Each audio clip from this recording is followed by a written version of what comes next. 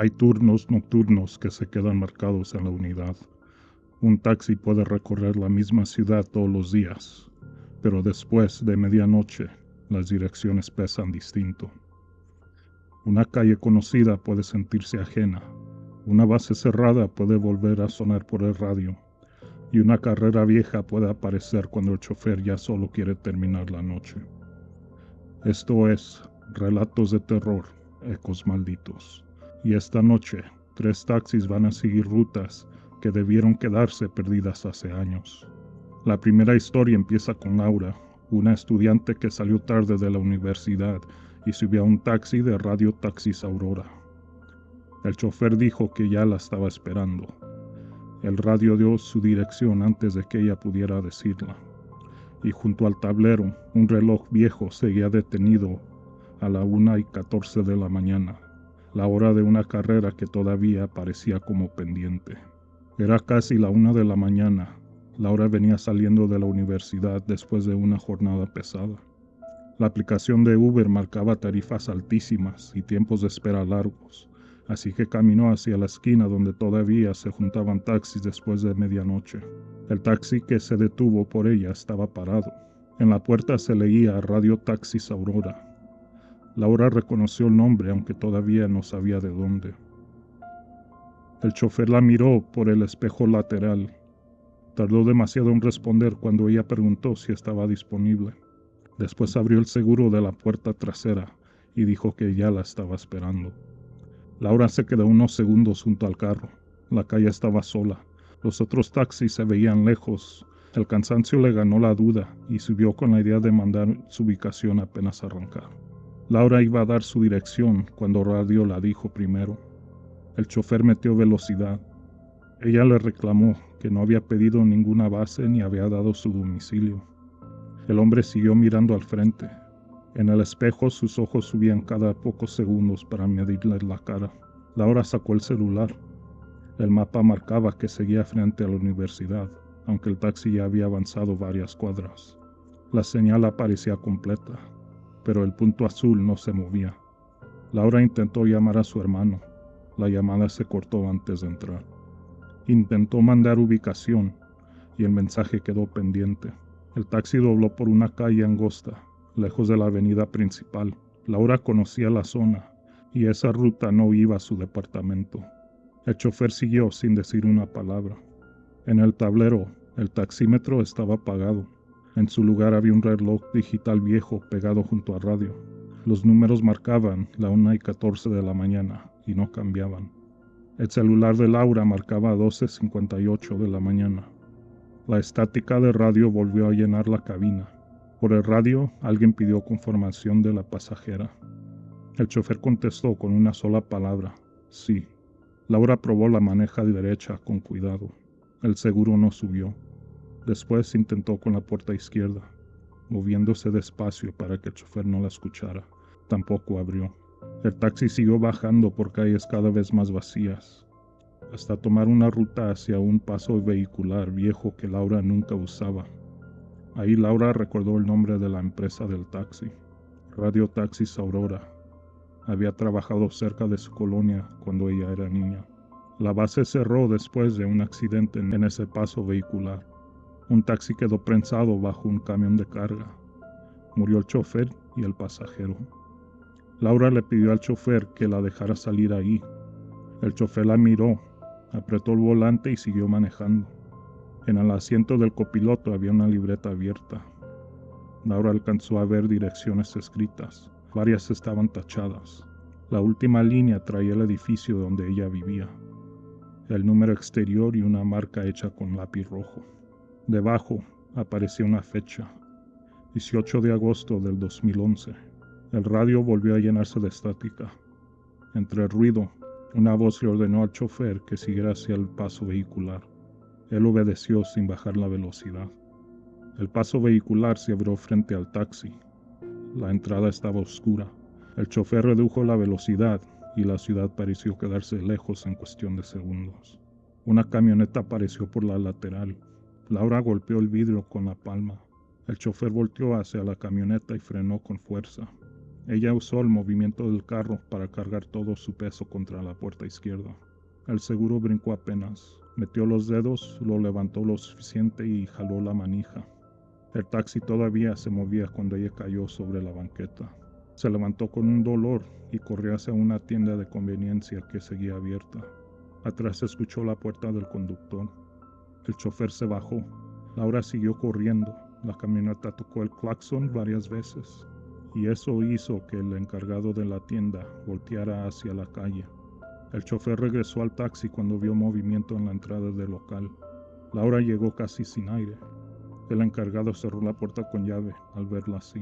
Desde la ventana, los dos vieron el taxi pasar lentamente frente al local. El taxi siguió hacia la bajada. El encargado llamó a la policía. Unos minutos después llegó una patrulla. Laura intentó explicar lo sucedido sin sonar loca. Dijo que el taxista quiso llevársela por una ruta extraña y que la unidad era Radio Taxis Aurora. El policía dejó de escribir al escuchar el nombre. Le aclaró que esa línea llevaba años sin trabajar. Laura respondió que acababa de subirse a uno de sus carros. El policía pidió descripción del chofer, placas y ruta. Ella solo pudo recordar algunos caracteres. Al día siguiente, Laura volvió a la tienda por su mochila. El encargado la había guardado detrás del mostrador. Dentro faltaba su credencial de la universidad. También faltaba una foto pequeña que llevaba en la cartera. Lo demás seguía en su lugar. Esa tarde su hermano la acompañó a buscar información. Encontraron notas viejas y comentarios de vecinos que todavía recordaban la base. Radio Taxis Aurora cerró oficialmente en 2012. La unidad 32 aparecía mencionada en una nota sobre el accidente del paso vehicular. El chofer se llamaba Martín Aguilar. La pasajera tardó días en ser identificada.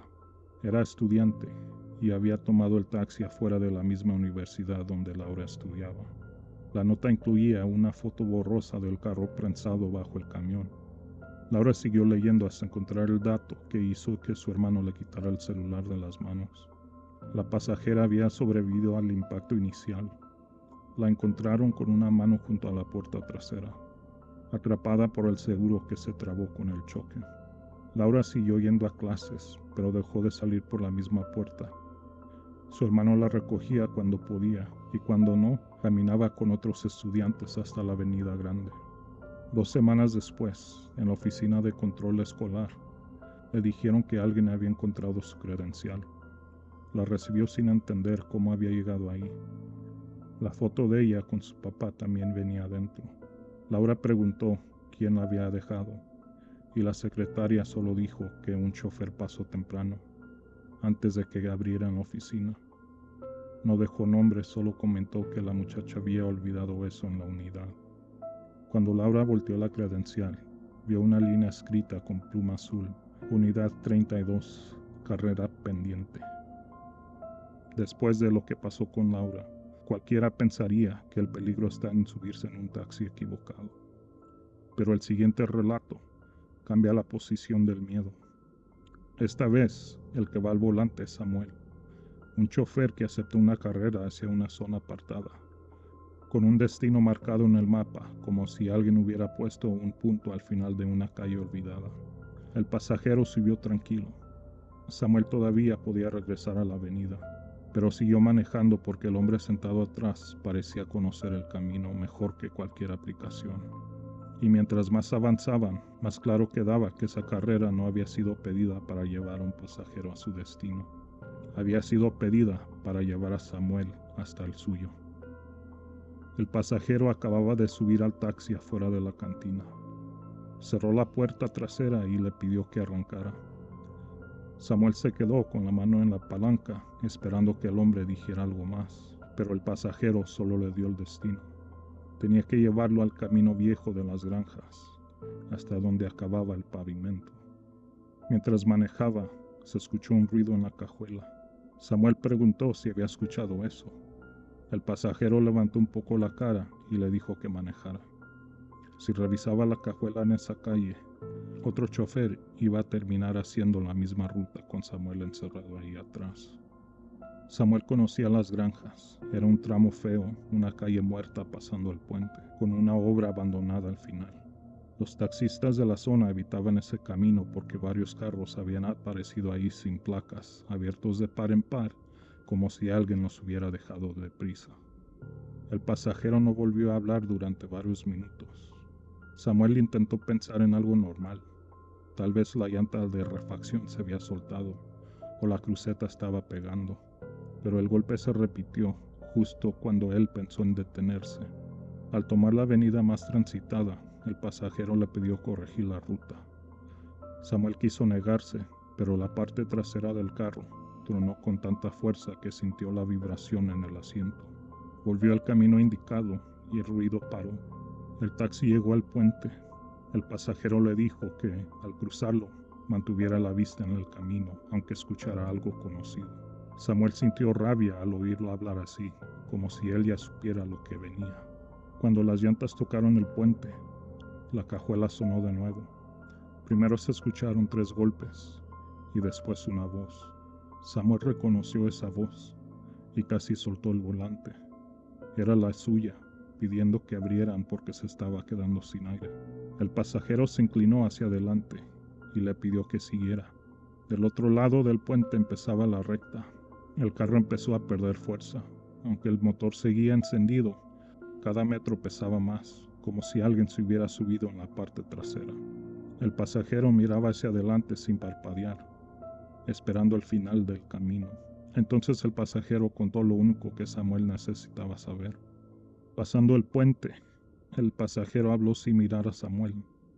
Dijo que años atrás un taxista había recogido a un hombre afuera de esa misma cantina. Lo llevaron hasta las granjas, lo metieron en la cajuela de su propia unidad y el carro apareció abandonado al día siguiente.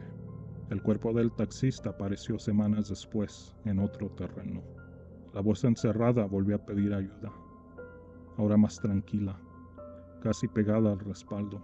Samuel quiso parar el carro y salir corriendo, pero el pasajero le dijo que aguantara hasta el final. El taxi avanzó con dificultad. La entrada de la obra abandonada apareció al fondo.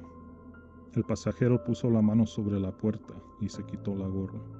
En el espejo, Samuel alcanzó a verle la cara completa por primera vez. Tenía la piel pálida, los ojos hundidos y una marca oscura que le bajaba por un lado del cuello. El taxi llegó al final del pavimento y Samuel frenó frente a la entrada de las granjas. La cajuela se abrió sin que nadie la tocara. Samuel mantuvo las manos sobre el volante. La voz encerrada volvió a sonar, usando su propio tono, suplicando que no lo dejara ahí. Samuel miró hacia la malla y detrás del taxi hubo un movimiento pesado, como si alguien estuviera sacando algo de la cajuela. Luego, la cajuela se cerró. La puerta trasera derecha se abrió otra vez. El pasajero regresó al asiento. Le dijo a Samuel que manejara de regreso y que no revisara el carro hasta ver gente. Al cruzar el puente, el asiento trasero crujió apenas. Samuel llegó a una gasolinería con las manos entumidas y se estacionó junto a las bombas. Cuando volteó, el pasajero ya no estaba. Un despachador se acercó a verlo bajar. Samuel le pidió que se quedara cerca mientras revisaba la cajuela. El muchacho no entendió, pero lo acompañó. Adentro estaba una cobija vieja. La tela tenía una mancha extendida en el centro. Bajo una esquina de la cobija había una credencial doblada.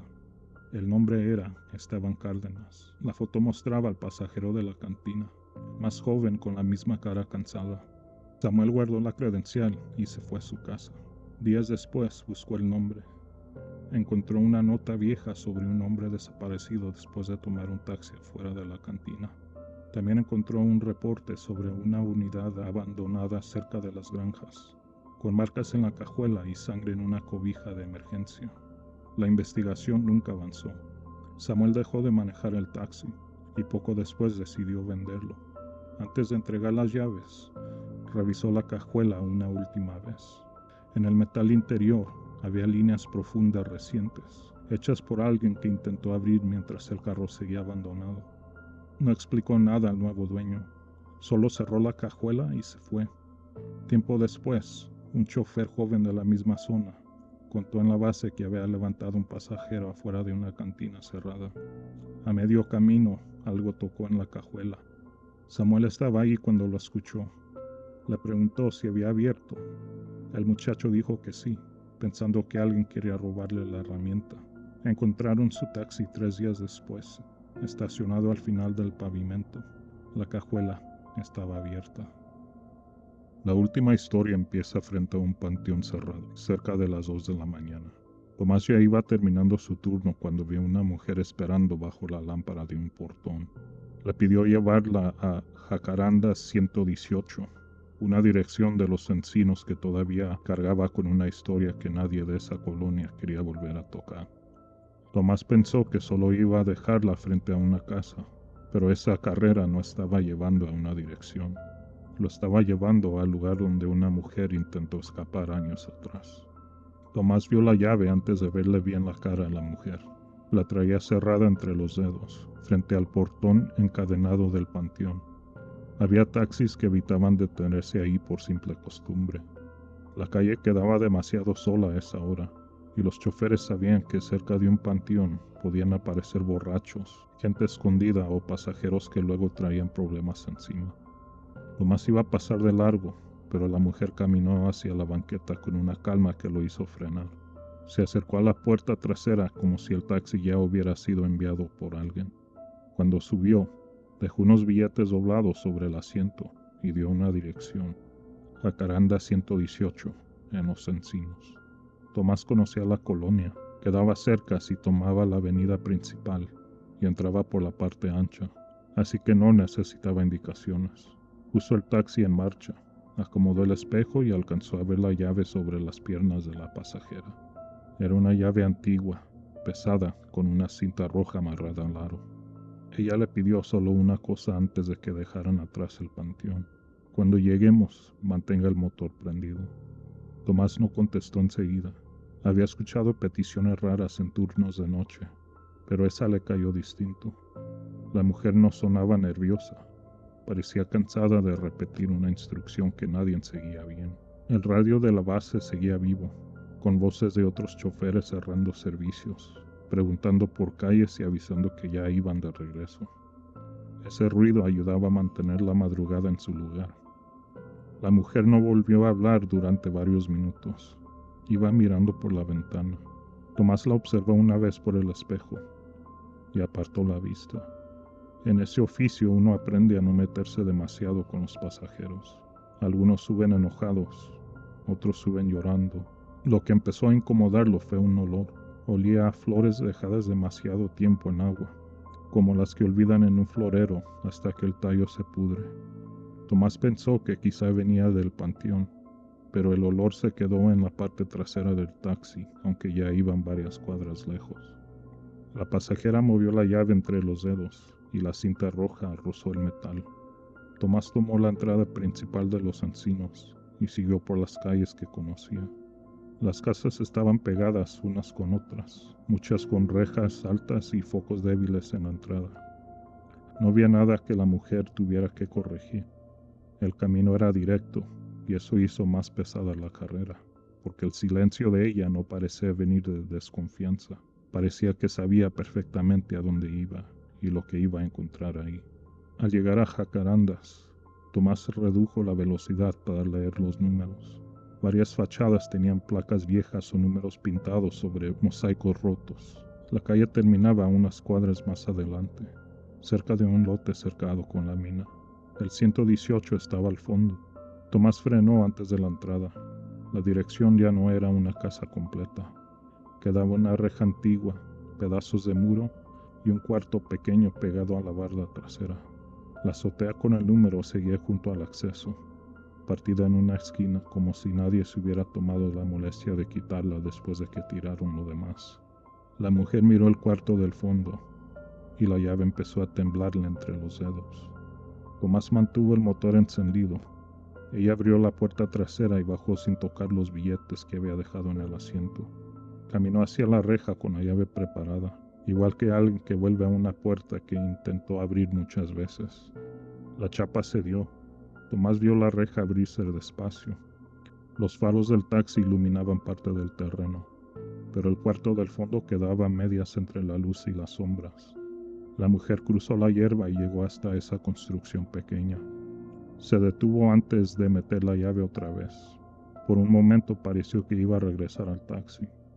Luego abrió el cuarto y la puerta se movió hacia adentro. Tomás alcanzó a ver un piso sucio. La mujer entró y dejó la puerta abierta. En el radio de la base seguían escuchándose conversaciones normales, pero cada voz sonaba más lejana. Tomás miró la calle. Ningún vecino salió, ninguna luz se prendió.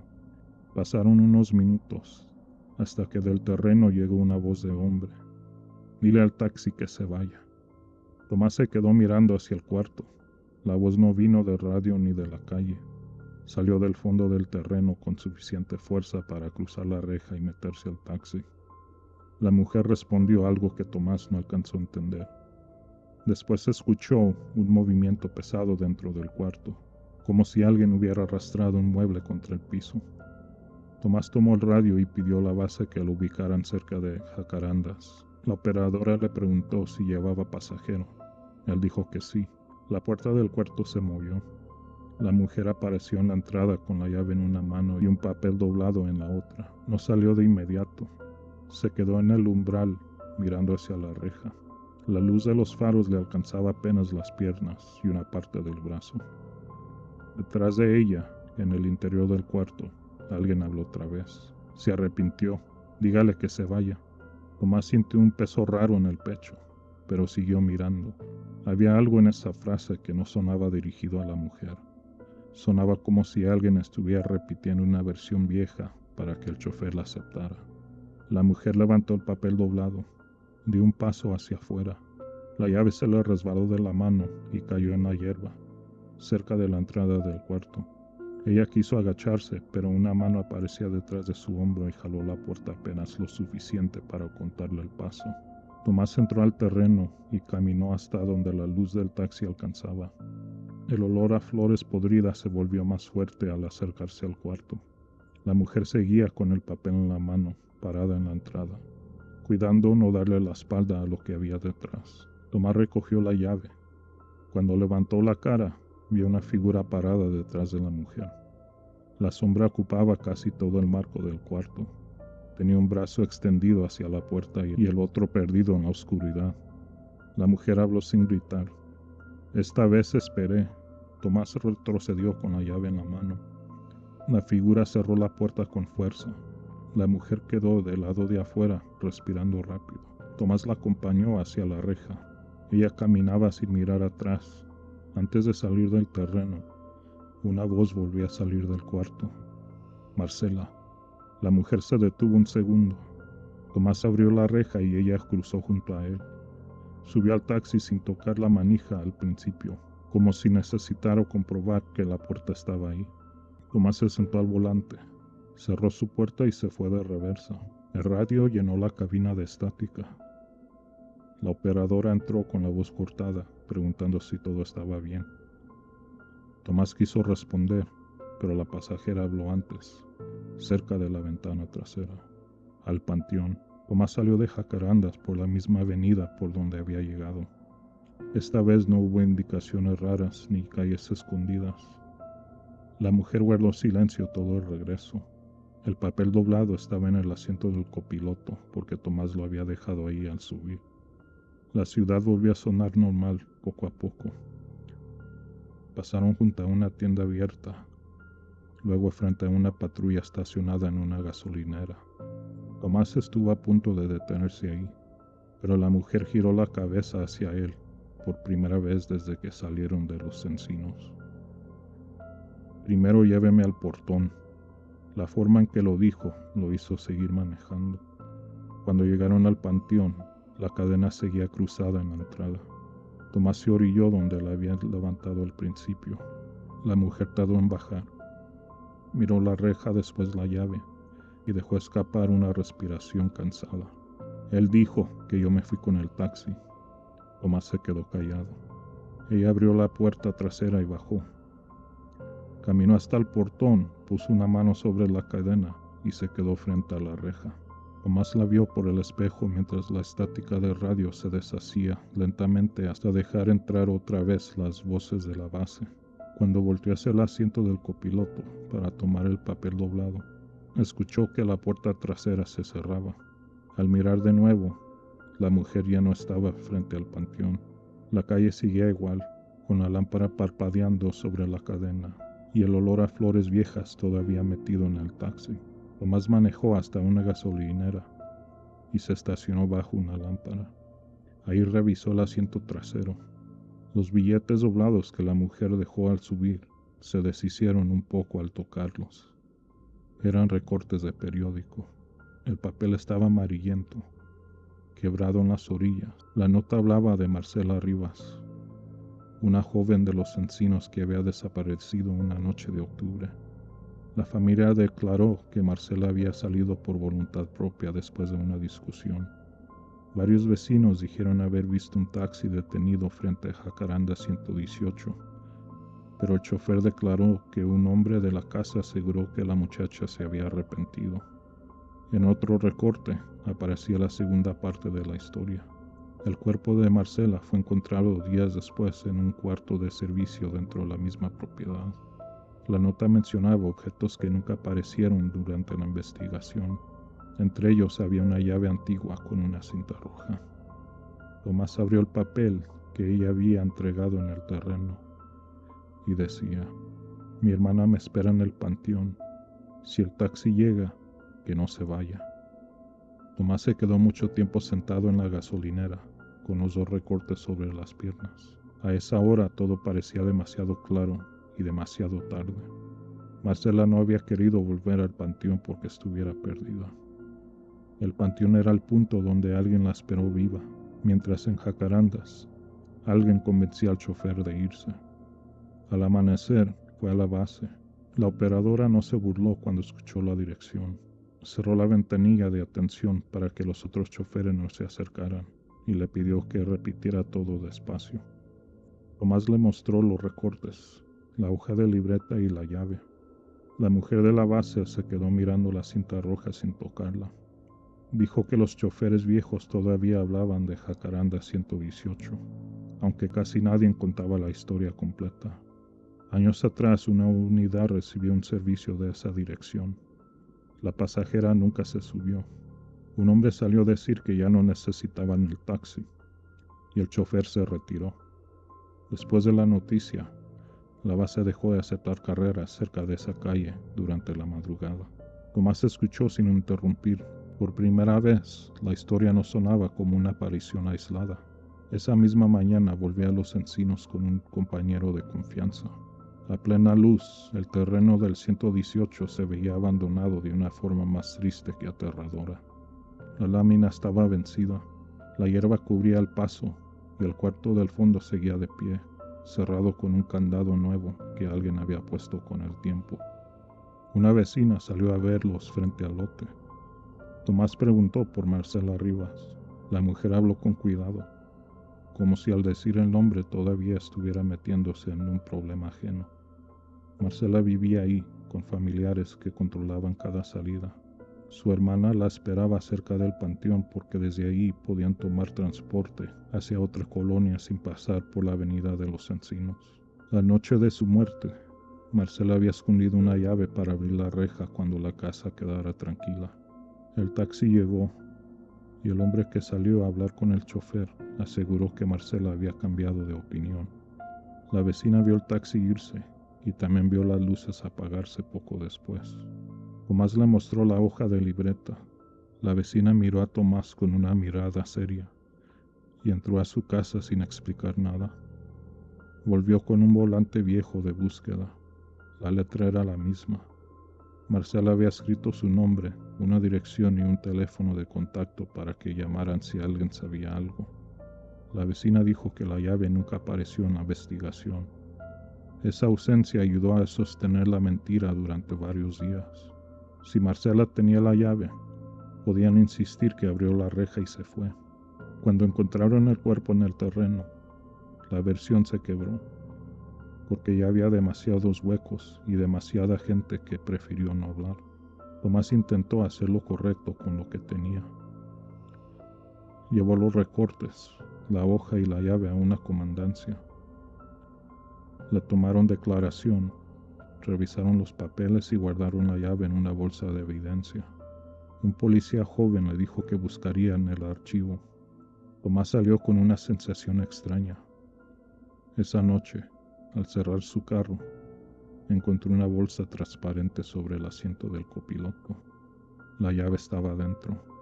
La etiqueta de evidencia seguía pegada a un costado. Tomás llamó a la comandancia con la bolsa frente a él. Le dijeron que la llave permanecía registrada en el resguardo y que nadie había solicitado moverla. Tomás no supo qué decir y colgó. Durante semanas intentó apartarse de todo. La llave aparecía donde él menos quería verla. Siempre volvía envuelta de alguna forma, siempre con la cinta roja enredada en el mismo aro. El golpe más duro llegó cuando pensó que ya estaba dejando atrás la historia. Un chofer joven fue a buscarlo a la base. Venía pálido, con un sobre en la mano. Dijo que una mujer había subido cerca del panteón la noche anterior. Le pidió ir hacia los encinos, pero bajó antes de llegar a Jacarandas. Como pago dejó ese sobre para un hombre llamado Tomás. El chofer no conocía a Tomás. Dentro estaba la hoja de libreta. Debajo la primera línea había otra frase escrita con la misma letra. Gracias por esperar. Hay trabajos donde uno aprende a confiar en las calles, pero después de estas historias queda una duda difícil de quitarse de encima. ¿Cuántas carreras siguen apareciendo en la madrugada? ¿Por qué alguien todavía espera a un destino? ¿O por qué alguien nunca pudo salir de él? Si alguna vez tomas un taxi de noche y el chofer baja la voz al pasar frente a un panteón, una calle cerrada o una dirección que ya no debería existir, tal vez no esté exagerando. Tal vez solo está recordando una carrera que otro no debió aceptar. Esto fue Relatos de Terror, Ecos Malditos. Hasta la próxima.